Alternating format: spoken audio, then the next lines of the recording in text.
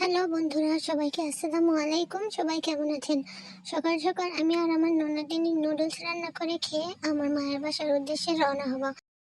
আমাদের গ্রামে প্রথমবারের মতো ওয়াজ হচ্ছে, সেজন্য সবাই খুব আনন্দিত। চলুন আমার মায়ের বাসায় যাওয়া যাক। এই তো আমার মায়ের বাসায় চলে এসেছি। আমার ভাইয়েরা ইট ধোয়াচ্ছে, গরুর শেডের কাজ করবে সেজন্য। আর এদিকে আমার আম্মু বিভিন্ন পদের রান্না শুরু করে দিয়েছে সকাল থেকেই, কারণ বাড়িতে অনেক আত্মীয় স্বজন আসবে। আত্মীয় স্বজনের জন্য অনেক পদের রান্না করতে হবে।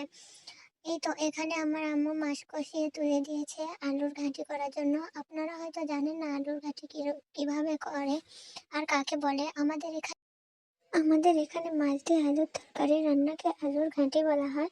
আর এদিকে আমার আম্মু ভাত বেড়ে নিচ্ছে, কারণ বেশি সময় নেই, সব আত্মীয় স্বজন এসে যাবে, সবাইকে খাওয়া দাওয়া করাতে হবে, সেজন্য আম্মু ভাত বেড়ে নিচ্ছে। আর এদিকে আলু মেখে নিচ্ছে আর মাংসও তুলে দিয়েছে।